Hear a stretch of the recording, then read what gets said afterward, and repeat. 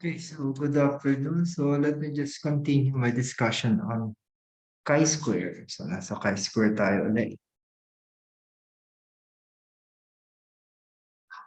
So yung next discussion natin for chi-square is about the goodness of fit test.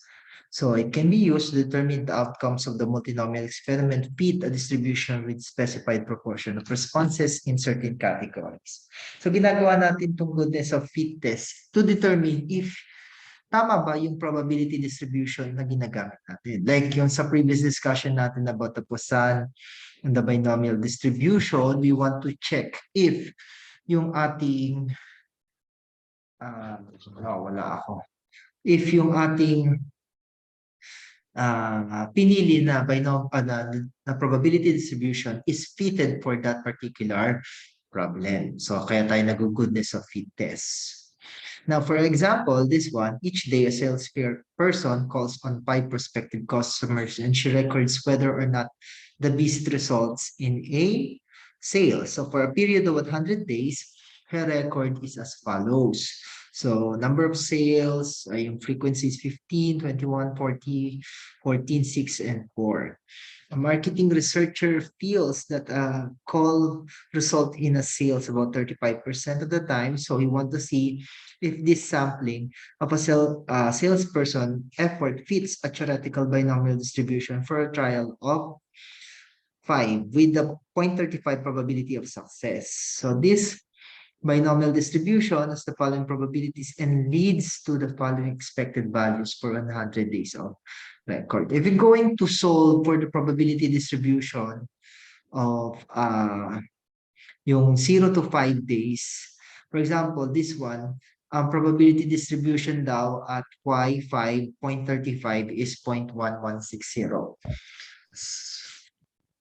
So, slime, ano ba? Wait lang.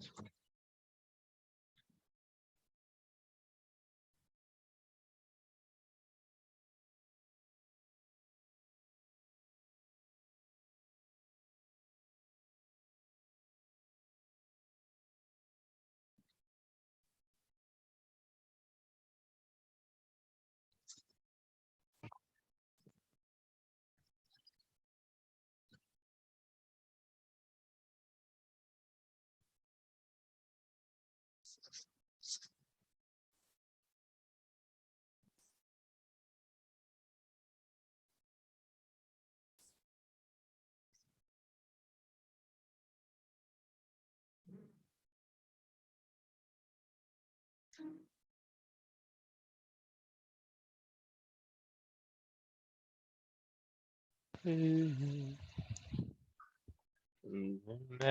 it to the two.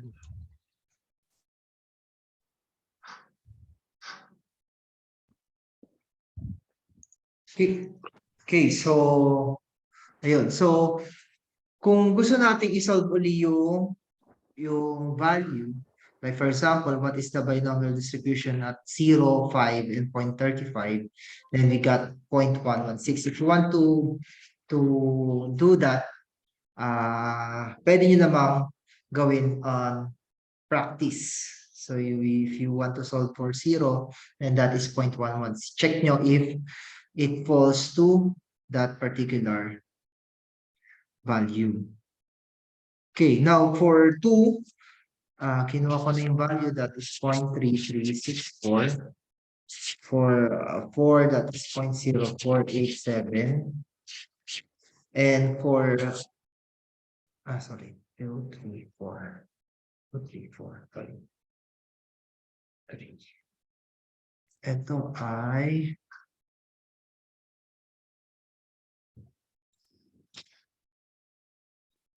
81812, and this one is 0487, and ito ay 0053. Now, to get the expected value, that's what we need to find yung value niya as expected. So you just have to multiply that by 100, which is yung 100 comes from a period of 100 days. So yung chances of getting the expected value is simply by multiplying the probability multiplied by the expected value, or sorry, for the number of sample. So that is 11.6 for 100 times 0.1160, 31.24, we have 33.64. That is 18.12. That is 4.87. And that is 0.53. So, minultiply lang natin siya ng 100. Let me just skip the value.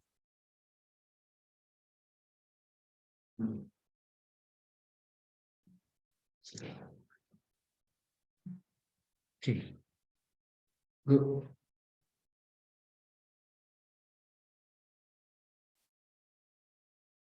Hello. Nasaan po si Mare? Sa screen. So, going to the next slide.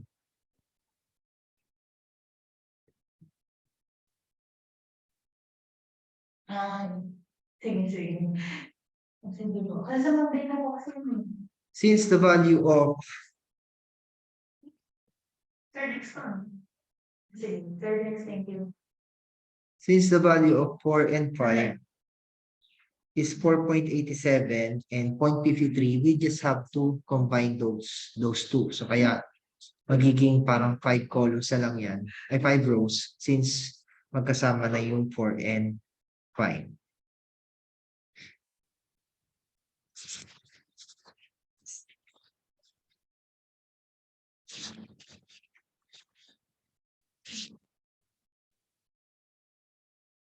Zero, 5.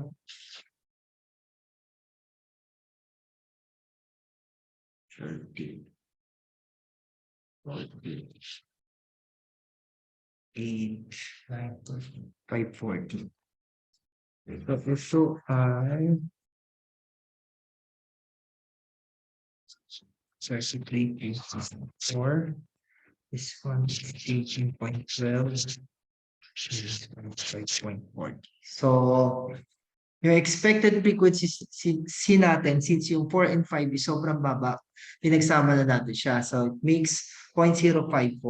So, ang expected value niya na is 5.444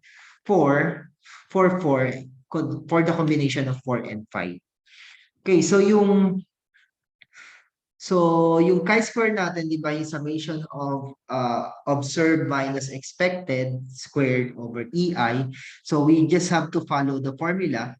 So yung observed minus expected, that is 40 minus 33.64, that is 6.46,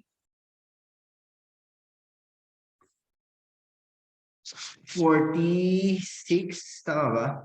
O 6.36 rather. Oh, sorry. 6.36. And then yung 14 minus 18.12, that is negative 3.88. And then for 10 minus 5.4, that is 4.6. Now, to get the square, 6.36 square, ano nga sagot natin dito? What is 6.36 square?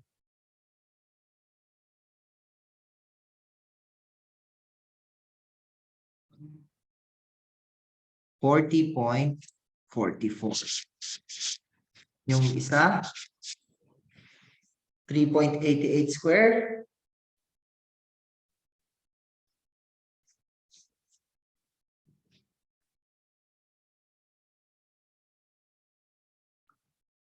$15.05. And then last, 4.6.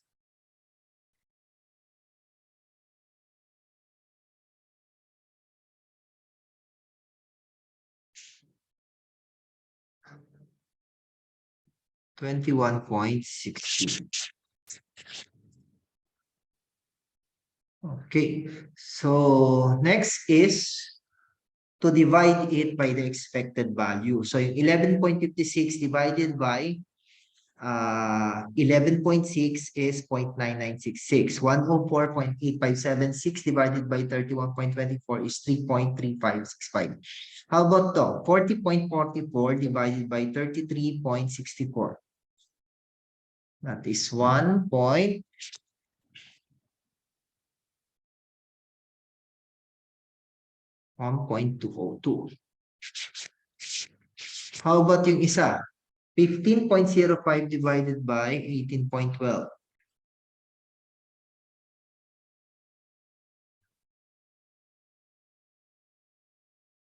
0.83 and last 21.16 divided by 5.4. 5, 10, 15, 3.92. Okay, sum it up. 0.966 plus 3.3565 plus 1.202 plus 0.83 plus 3.92. Ang chi-square natin ay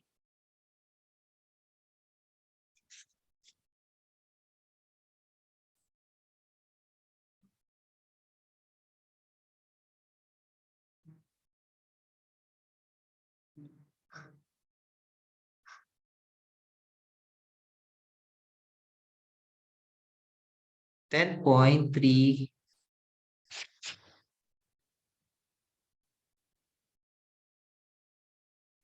So 10.31. Okay, so ang value natin is 10.31. So anong gagawin natin dito sa 10.31 na to? Okay, papakita ko lang yung table ha.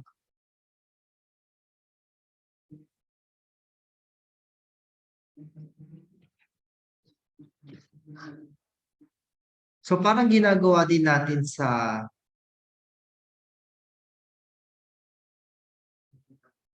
ating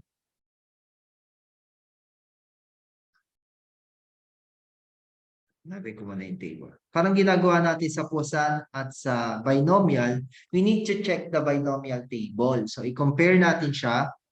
If yung value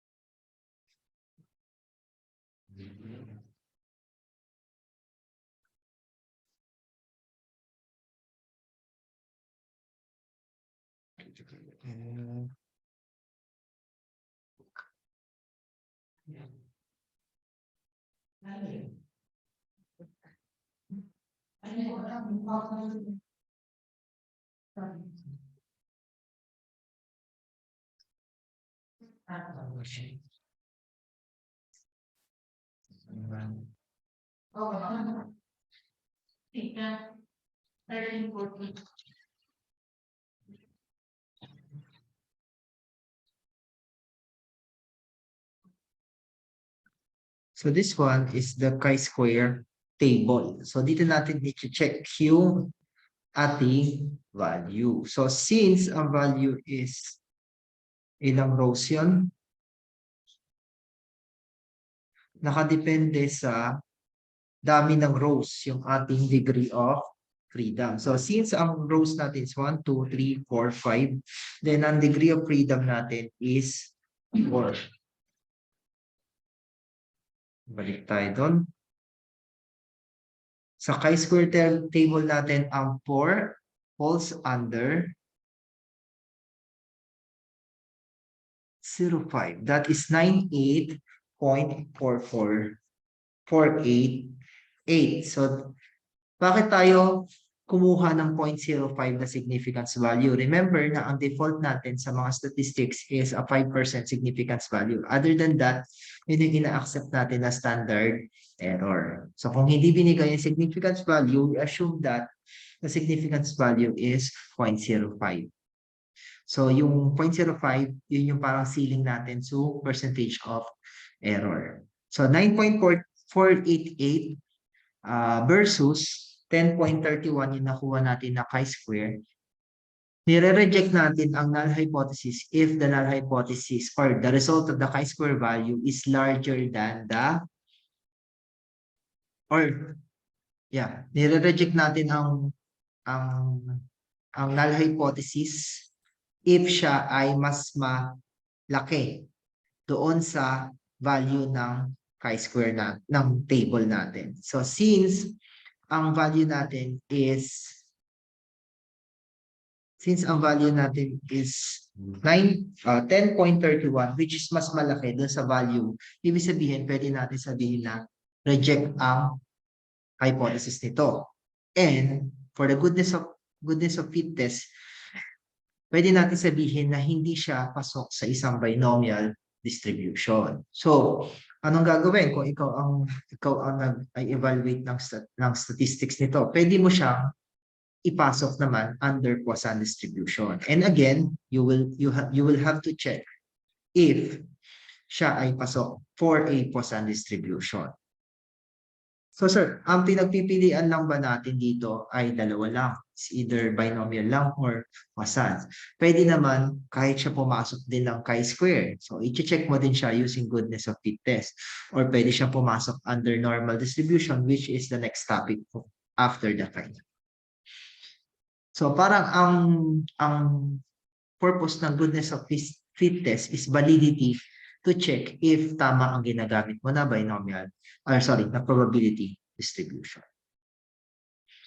Okay, so same example, this one is another type. Ito naman ay, ang chine-check naman natin dito is kung pasok siya sa isang Poisson distribution.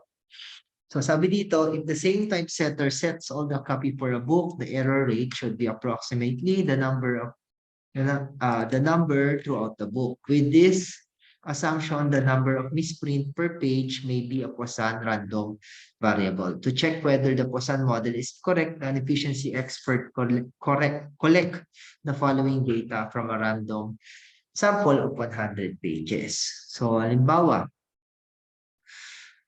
ilan daw nakita niya na walang mali? So meron siyang nakita na 13. Sa isa ang mali per page, meron daw siya nakita 24. Sa dalawa, 31. Sa 3, 18. 4 na mali sa isang page, nakita siya ng 11 pages. Sa 5, nakita siya ng 2. And 6 is 1. Now, kung ako yung titingin as a researcher, I will suggest na ito ay pasok sa Poisson distribution. Why? Because ang hinahanap, ang result natin is more of a discrete value. So, kung ikaw yung researcher, you will say na ito ay talagang pang Poisson distribution. But you want to confirm if this one really falls under Poisson distribution. So, ang null hypothesis mo is this sample is a Poisson distribution. Otherwise, this sample is not from a Poisson distribution. Now, from the probability, to get the probability distribution, you have to apply the formula for Poisson distribution. Yung e raised to lambda multiplied by lambda times y over y factorial. So, yun yung gagamitin mo. And I will just get the value of this one so that mabilis tayo. Okay.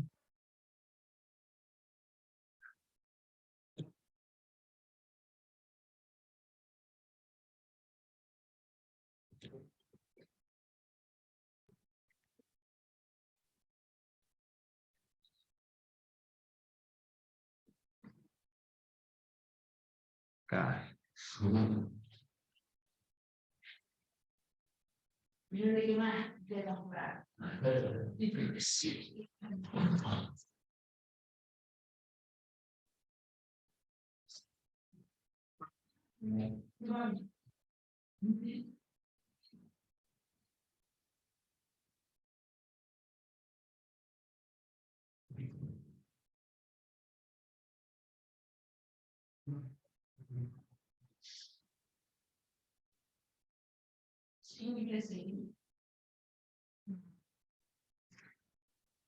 Okay, so kinuha ko na yung value so that mabilis tayo. So okay, so ito pala. So for the goodness of fit test, for 0, ang probability daw niya is 0.1353. For 1, that is 0.27. 27.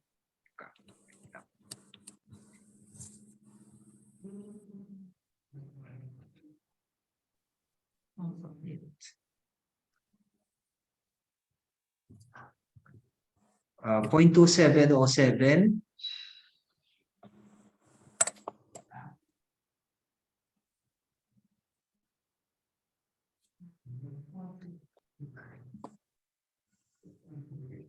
For 2, we have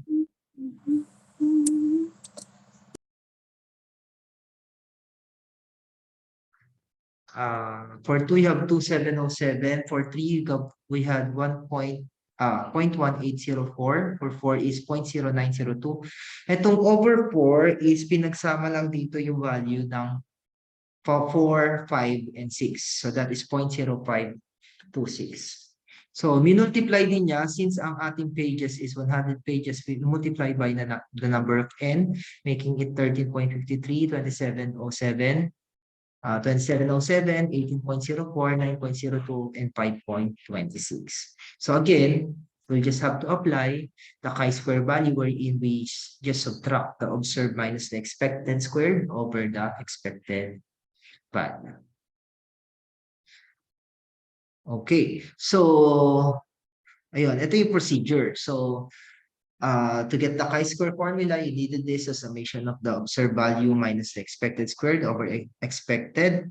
And then we will do the region of rejection if the chi-square, the solved natin na chi-square is greater than or equal the value from the table, from the chi-square table.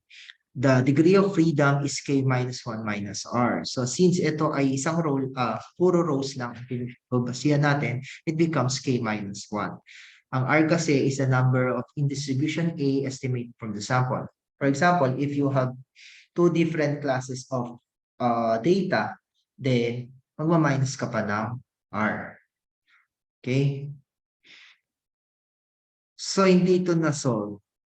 So if you try to apply 13.53 minus the observed na 13, i-square mo yun over the expected na 13.53 and then sum it all yung naging value. So yun ay magiging chi-square value. Now for the degree of freedom, the degree of freedom is 1, 2, 3, 4, 5, 6. So we have 6 rows. So ang degree of freedom mo dyan is 5. 5. From the chi-square table,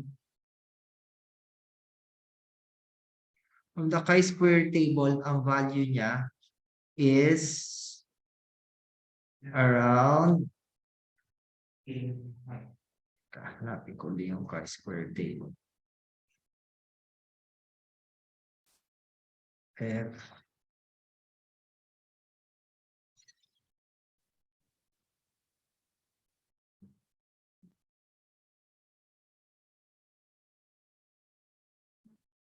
Okay. From the chi-square table, since ang degree of freedom natin is 5, ano kaya ang magiging value natin? Ano yung magiging value natin sa na chi-square, yung value from the chi-square table? Kung ang degree of freedom is 5, ano yung naging value natin? 11.07. So all you have to do is solve the chi-square value using the formula na ito, and then you will get the value of the chi-square. So kung mas malaki ito yung nakuha nyo kaysa dun sa chi-square table, which is 11.7, then we will reject the null hypothesis and we will say that it is not fit for a Poisson distribution table. Otherwise, kung mas maliit siya sa 1107, then we suggest or we assume or we conclude that the value, the data is under a Poisson distribution table. And based on the solution on the book, this one is under 11.07. So talagang siya ay pasok sa Poisson distribution. Now we have the contingency table analysis. Ito naman is same lang the concept with the goodness of fit test.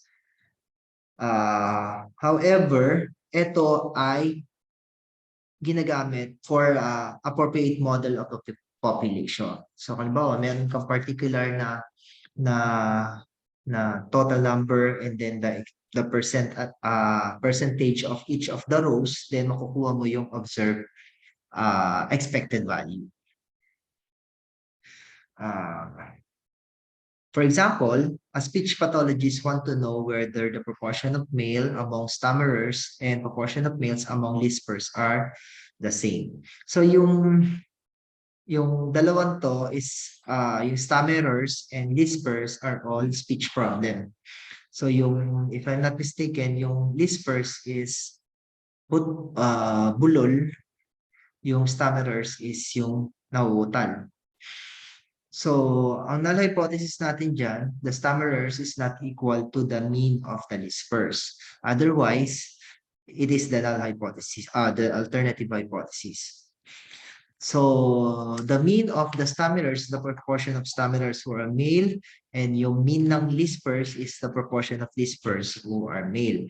Note that the value of the mean of each one, of each of those speech problems are not specified in the null hypothesis.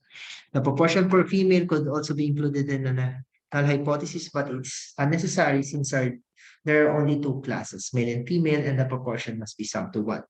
And we also proven that yung ganitong mga conditions sa speech are all dominant in male. Okay, for the observed value for the male, we have 32 stammerers and 18 for female. While for lispers, we have 28 for male and 22 for female. So we have 60, 40, 50, and 50. Now, for the observed value, we want to get the expected value. So ito na nga yung sinasabi ko kanina na contingency table because we want to fill out ano yung lacking dito.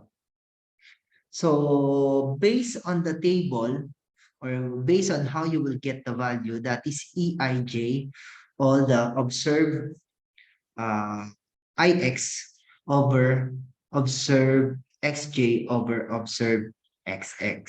So, paano natin yun? For example, if you want to get this one, yung value lang na to, that is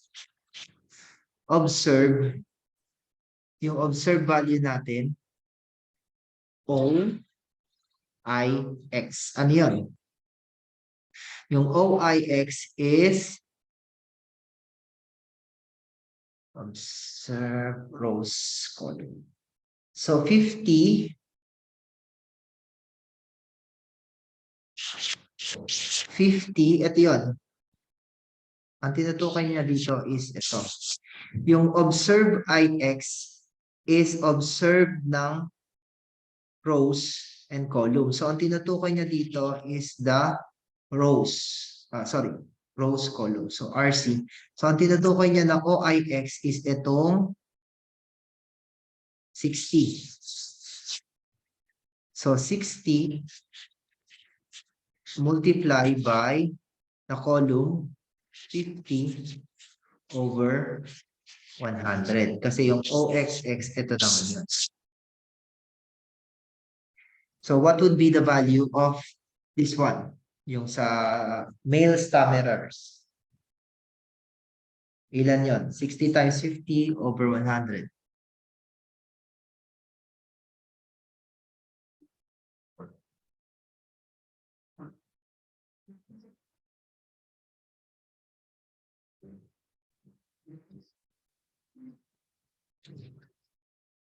Sorry, may chat na pala. 30. So, ito ay 30. How about dito sa female? Ilan ang female? So, that is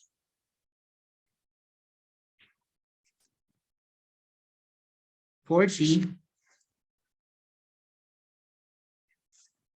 40 times 50, ito yung dalawang yon, over 100. So that is 50 That is 2,000. Or 2,000 over 100 is 20. Okay, yung kabila, yung how about yung male na lisper? Ilan lahat yon? So that is 60 times 50 naman yun.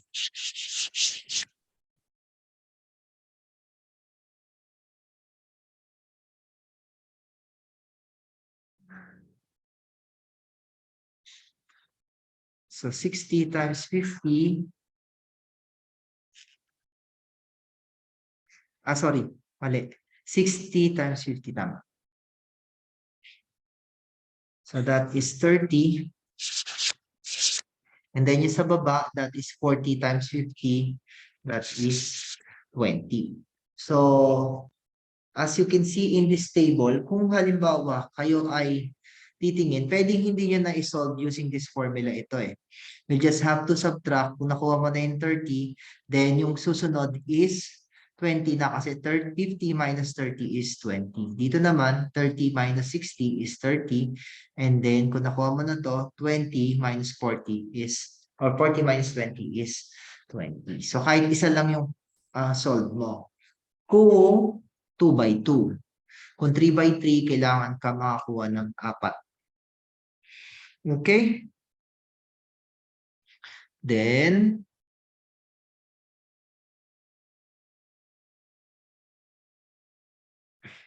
okay. So, we get the value. Now, all we have to do is to apply the chi-square formula. So, yung 30, yung 30 na, 32 na observe natin, minus yung nakuha natin na expected. So, 32 minus 30 is plus 2. Nung in-square natin yung plus 2, that is 4. And 4 over 30 is 0.133. For female stammer, 18 minus 20 is negative 2. Ang square nun is 4. And 4 over 20 is ilan?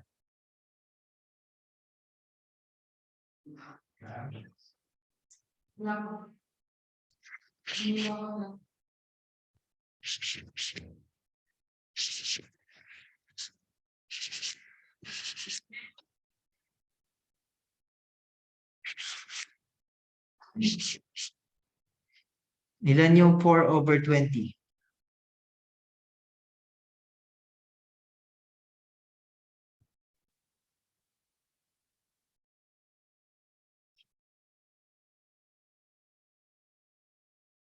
Point 2.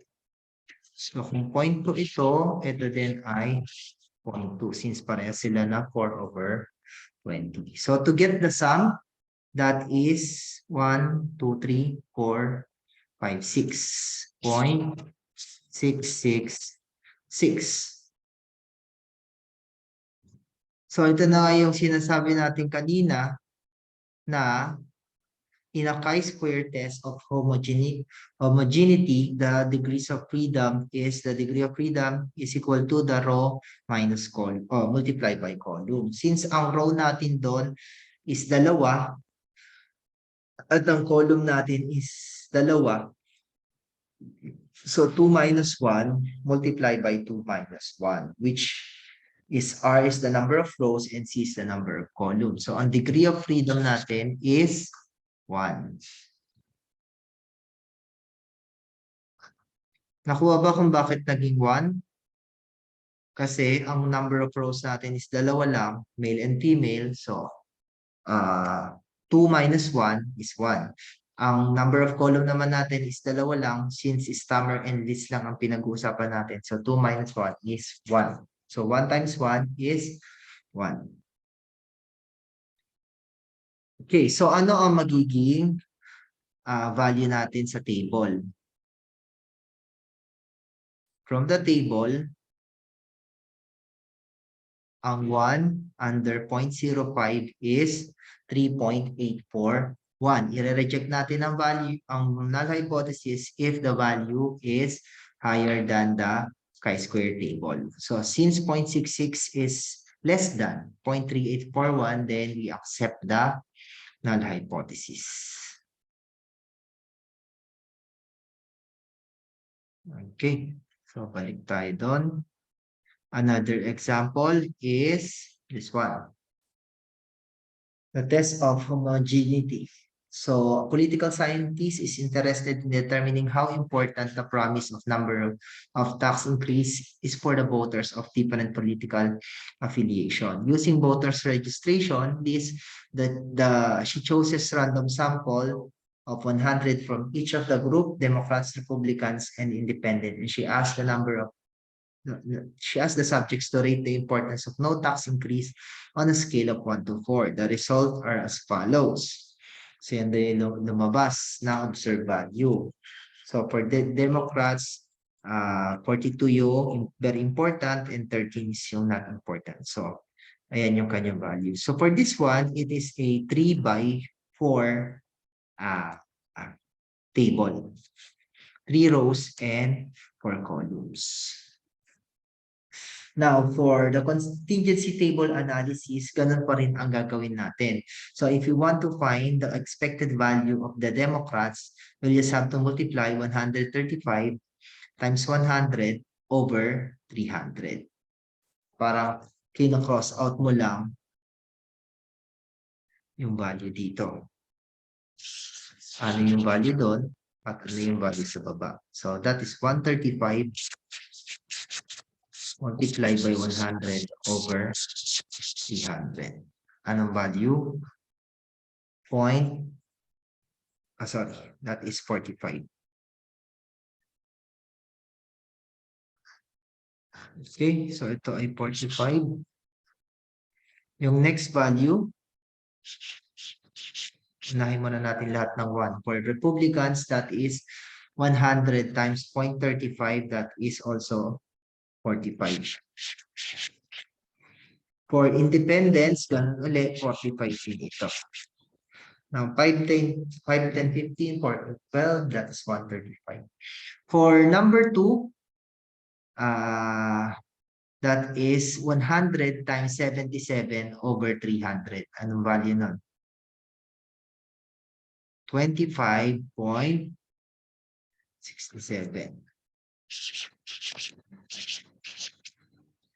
So, ganun din, 25.7 and 25.67. For number 3, that is 100 times 55 over 300, 18.33.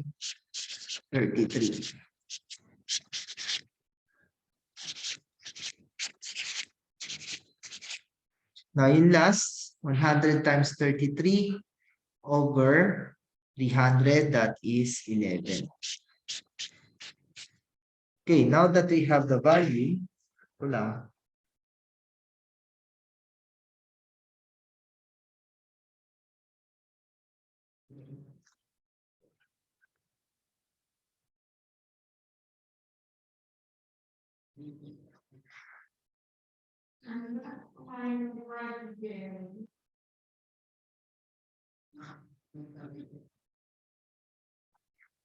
Okay, so medyo wala ang kanyang. So green up niya lang in relation to the score that they get. Yung very important yung 1, 4 is not very important. So mapapansin niyo dyan, 42 minus 45 squared over 2 over 45 is 0.2. How about number 2? For Democrats. So 26 minus 25.7 squared over 25.7. Ano yung value?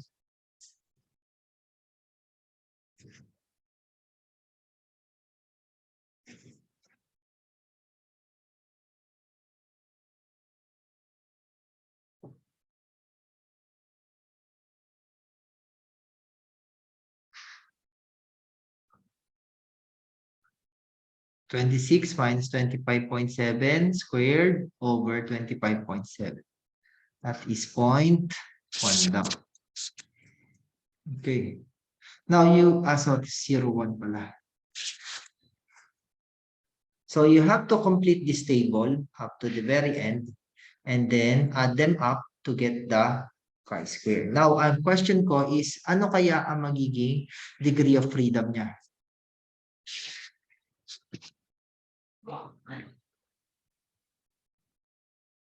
Ano ang degree of freedom niya?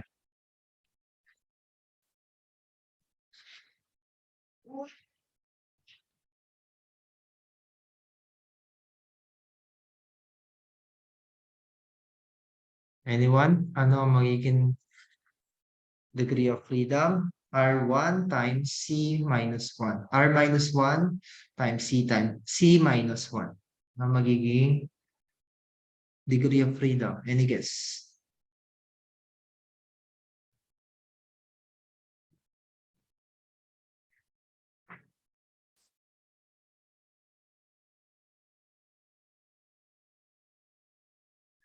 Ano kaya ang degree of freedom natin?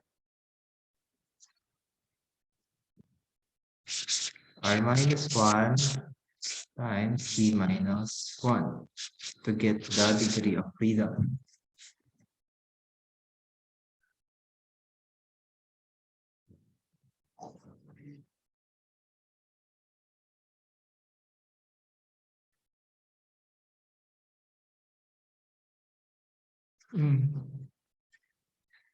Ilan ba ang number of rows natin? Siguro. Ito kasi yung part na to, medyo pampalito to. Pero isod ko ng isa. Okay, ilan ang magiging degree of freedom natin? Yes, that's right. Correct. Ang tamang sagot is 6 kasi we have 3 rows. 1, 2, 3. So, 3 minus 1 is 2. Ang number of columns naman natin is 1, 2, 3, 4. So, we have 4 minus 1 is 3. So, 2 times 3 is 6. So, ang ating degree of freedom is 6. Okay. Next, so you have to continue this until you get the chi-square value. Now we have another form of contingency table analysis, which is the chi-square test of independence. So for this example, a football coach just feels that a football team has an advantage when it's playing a home game in its own stadium. The enthusiasm of the crowd, familiarity with the field, and the lack of fatigue from travel all seems to contribute to this assumed advantage. A coach want to test this theory at this school. If the theory is wrong, whether a game is won or lost, is independent, or whether the game is played at home or away. The hypothesis is, first, is winning is independent of where the game is played. So kaya di ba parang pag nanonood kayo ng basketball, laging merong sinasabi doon na home court advantage. So yung familiarity kasi sa court. So for this example, ang pinapatunayan niya na walang effect ang home court advantage sa pagkapanalo ng isang game. The coach examines the record at his school over the past 31 years, a single sample. He classifies the result as follows. Ties and bowl games are omitted. So yung mga panalo lang at saka talo. So for contingency table analysis, we have yung nanalo daw sila sa home, that is 97. Nung wala sila sa court advantage nila, they got 69. Nung natalo naman sila sa sarili nilang court, they have 42. Yung advantage, yung natalo sila dahil sa home court, na wala sila sa home court nila, that's 83. So what would be the value of this one? So, ganun ulit. Kung paano natin sinasolve, that is 166 multiplied by 139 over 291. Ano ang value ng 1 na home? Ninanalo sila sa home court nila. 79.29. How about yung away? 166 times 152 over 291. 65.29. Yung natalo sila sa home court nila, ilan yon? 166 times 139 over Sorry, 125 times 139 over 291.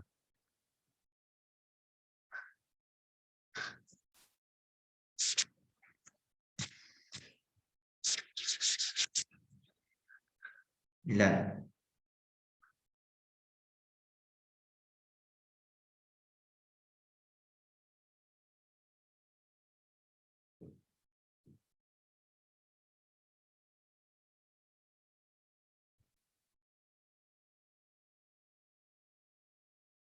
$59.71. Parang mali itong 65.29. Pakicheck na to kung tama.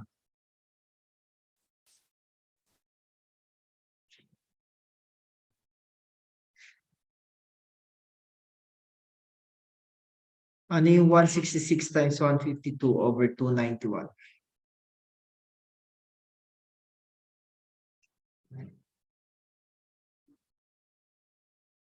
86.7. And then last is 152 times 125 over 291.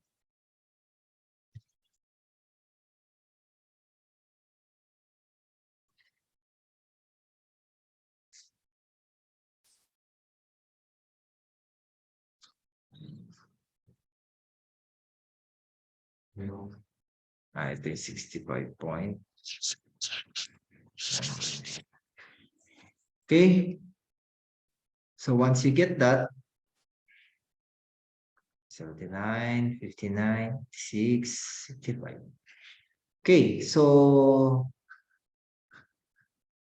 ganun ulit, kunin natin yung value niya. So for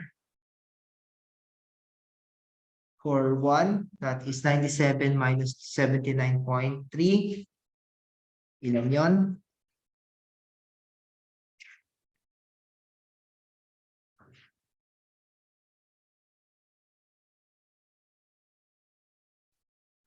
Ilan to? 79.3.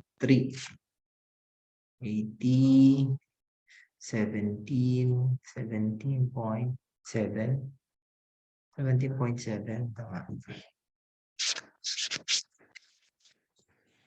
Kabila, 42 minus 59.7. 7.7.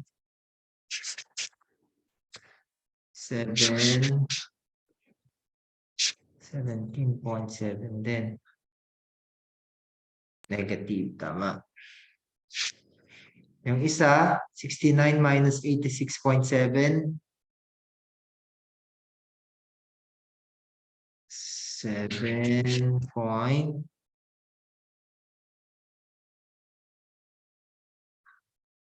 Parehas ba? 17.7 din.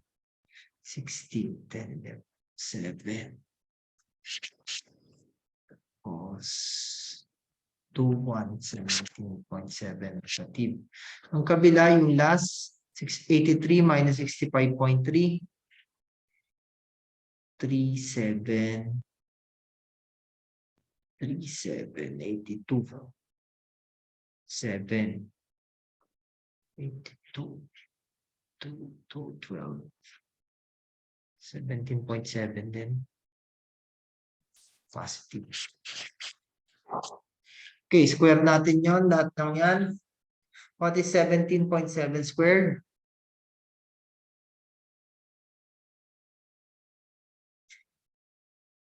313.20.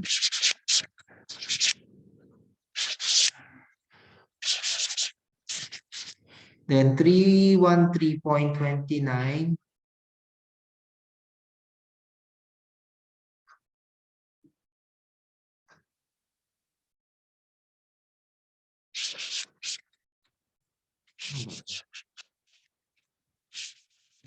$313.29 divided by 17.7.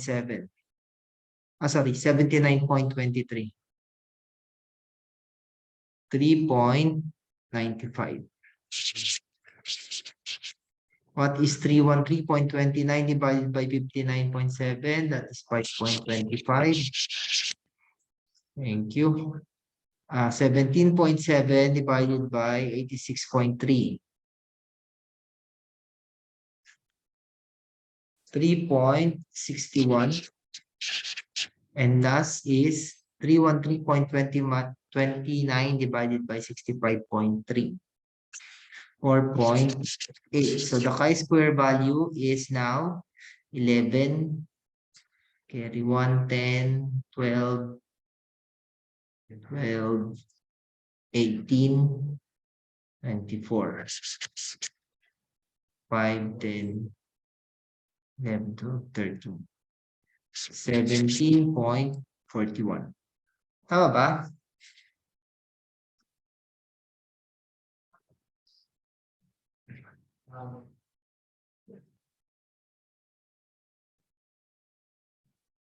Now to get the value, stop share, and then just have to screen share. Ilan ang magiging rows and columns natin, or ilan yung degree of freedom natin dyan?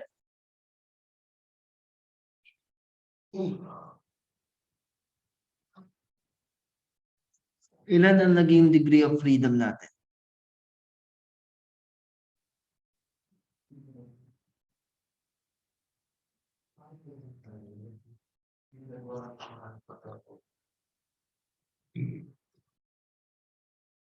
One din. So sa table natin,